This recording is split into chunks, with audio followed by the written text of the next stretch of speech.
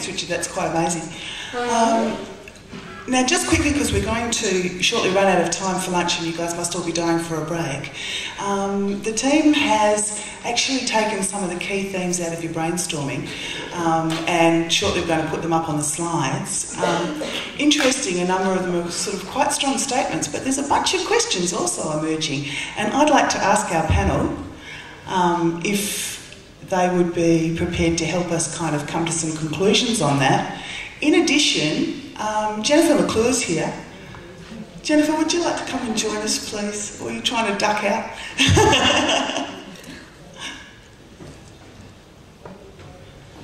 Please, thank you very much. Welcome, thank you. Okay. So are we right at the back?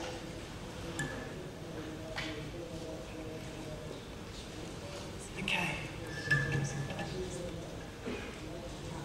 I can't turn that, so I'm sorry to the poor panel that's going to have a bit of trouble reading this. But basically we asked whether new media was easy to measure. It was one of the barriers identified in the survey in comparison with traditional media. So here come the questions. What are you measuring? Hits, log responses, engagement? There's some comments about how do you measure?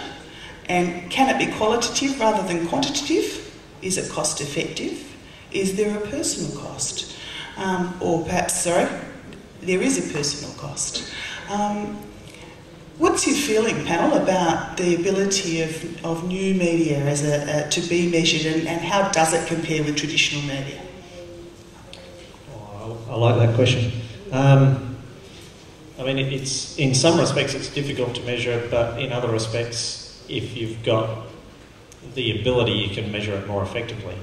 You know, my company has been doing it's a recommendation engine, but we can actually measure how much of a podcast people listen to, not just whether they downloaded it. And, you know, with enough, you know, if we were to put more effort into it, I'm sure we could tell you who these people are that are listening to it. We can tell you when they're listening to it. So, so the possibilities from this is that you can be more effective. Somebody ran an online campaign recently. I think it was through Facebook, and I can't remember who it was, so sorry about that. But they gave it a specific URL, a specific address that only was used in the online marketing campaign, and so they could actually measure how much traffic was generated to a particular website for that. And so there are very clever ways that you can measure this sort of information. And again, if you can delve into some other information, you can find out where they are and all sorts of stuff. So, and then we can get into privacy conversations. But yeah, I think when we talk about measurement, we're actually talking about a bunch of things. So monitoring is part of measurement, right? And that can be done very easily and freely using some of the things that were talked about earlier, like Google Alerts, and Technorati is a great free tool where you can measure your rank if you have a blog or a podcast, how you're ranking. And so there's great free services, but then there's also a lot of paid services to measure or monitor, like Nielsen Buzz Metrics and Visible Technologies and Radian 6. And every day it seems like there are traditional media monitoring and measurement services that are emerging and repositioning themselves as social media monitoring and measurement. What we've found to be very interesting is no matter what research we conduct and no matter what tool we're focusing on, when we look at what people say their objectives are for a particular campaign or use of social media, they don't necessarily align with the metrics that they're using to measure their success. And so we're finding this disconnect over and over and over again, that people don't really seem to know what metrics to use, or they say, well, we want to measure engagement, but they don't really know what that means. Or we want to improve, the goal is to improve our relationship with our customers. Well, that's great. What does that translate to?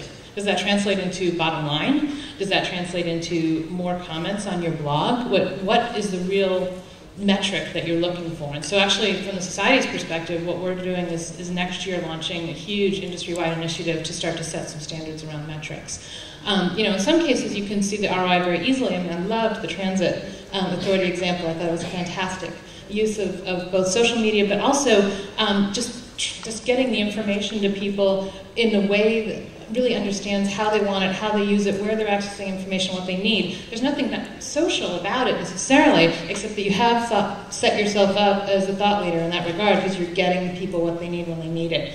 But for you to say, you know, we took this very small campaign, yeah, you only have 60 friends, well then that's not a good measure. The measure is nobody's painting that bridge anymore, right? So there's different measures for different things, but you really need to make sure that what you're measuring aligns with your objectives. Do we have any questions from the audience? How does the heavy capital finance, how does your measurements, talking about how deeply you can go into measurement, where does that stand with privacy? Great question. Yeah, and it always, you know, that conversation always ends up talking about privacy. You know, I mean, so the way that we did it, so Scouter.com is a website that we put up, and we can actually provide recommendations for people for other podcasts or videos that other people might be interested in it. And the way that we dealt with privacy in that case was people can open accounts, but we don't ask for much information about them. So we didn't ask for any demographic information. They gave us an email address, which you can grab from anywhere. And we also decoupled that information on the back end, to get a little bit technical, so that somebody could delete an account whenever they wanted to. And it would leave all the podcast information in there, but that was not linked at all to the customer. Another way we deal with it with recommendation ventures, because we sell recommendation, sorry, it sounds like I'm doing a pitch. Maybe I am. So you can actually put a recommendation engine in place. The way that we deal with the privacy in that case, because we're actually taking some information about what people are watching or buying or what have you, is that we specify we don't want to know anything about that person. We want a unique ID that we know we can't link to a person. So there are ways that you can still measure this stuff, but without linking it to particular people. And that still is valuable information, you know, when it comes to say, you know, picking podcasting again, because we've talked about it. We can give you a general overview of the state of play of, say, podcasting without linking it to particular people. So that's one way of doing it, but yeah, I mean, privacy is definitely a massive issue online. Okay. I just point out that for a lot of business usage, the metrics are de-identified. There's no people involved, but you can tell if you run a campaign, if you get traffic, do you get visitors coming around because of the campaign, yes or no? Clients want to know that, that's a key metric, but visitors is only one part of it. What about conversions?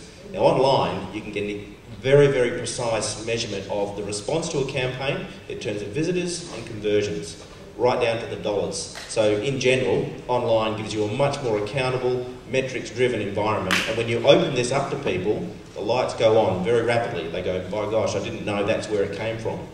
Because if we can tell you, you actually got 10,000 visitors from that campaign, and these were the keywords that drove them to your site in the first case, and these were the ones that converted, you learn very important things. Excellent. Thank you.